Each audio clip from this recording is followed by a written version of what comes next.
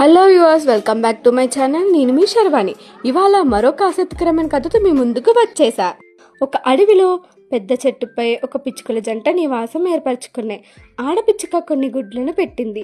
ఇంతలో ఎండ ఎక్కువ ఉండడంతో సేద తీరేందుకు ఒక ఏనుగు ఆ చెట్టు కింద నిలబడింది. ఆ ఏనుగు సేద తీరకుండా తనంత బలవంతులు లేరన్నట్లు చెట్టును బలంగా రుద్దింది. చెట్టుపై గూట్లో ఉన్న పిచ్చుక గుడ్లన్నీ కింద పడి పగిలిపోయాయి. పిచ్చుకలకు చావు తప్పి ప్రమాదానికి గురైన పని అయింది.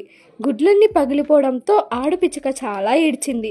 పిచ్చుక ఏడుపు విని పక్క చెట్టుపై నివాసం ఉంటున్న వడ్రంగి పిట్ట వచ్చి విషయం మొత్తం తెలుసుకుంది.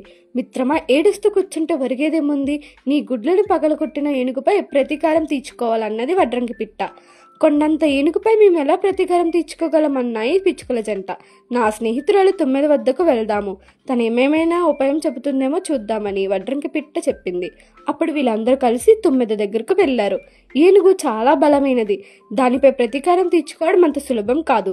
నా మిత్రుడు కప్ప వద్దకు వెళ్దాం, తనేమేమైనా ఉపాయం చెబుతుందేమో చూద్దాం అని అందరూ కలిసి కప్ప వద్దకు వెళ్లారు. ఆ ఏనుగుపై ప్రతీకారం తీర్చుకోవడం చాలా సులభమని కప్ప అందరికీ ఒక ఉపాయం చెప్పింది. కప్ప చెప్పిన ఉపాయాన్ని ఆచరించే పనులు అందరూ సిద్ధమయ్యారు.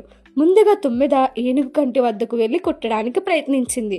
ఏనుగు కళ్ళు మూస్తూ తెరుస్తూ తప్పించుకునే ప్రయత్నం చేసింది. ఇంతలో వడ్రంగి పిట్ట వచ్చి ఏనుగు కంటిని పొడి చేసింది. ఒక కన్ను కనపడక ఏనుగు పరుగులు తీయడం ప్రారంభించింది. తుమ్మెద రెండో కంటిని కుట్టే ప్రయత్నం చేసింది. ఏనుగు కళ్ళు మూసుకుని పరిగెత్తసాగింది. వడ్రంగి పిట్ట దాన్ని వెంబడించి రెండో కన్నును కూడా పొడి చేసింది. కళ్ళు సరిగ్గా కనపడిన ఏనుగు పరుగులు తీయడం ప్రారంభించింది. అక్కడ కొండ అంచున కప్ప కూర్చొని అరవసాగింది.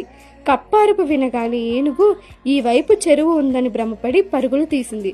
ఏనుగు కళ్ళు సరిగ్గా కనపడక అది వేగంగా పరిగెత్తుకుంటూ వెళ్ళి కొండ అంచున దాటి లోయలో పడిపోయింది. తప్పు తెలుసుకున్న ఏనుగు ఇంకెప్పుడు ఇలా చేయకూడదని నిర్ణయించుకొని అక్కడి నుండి వెళ్ళిపోయింది.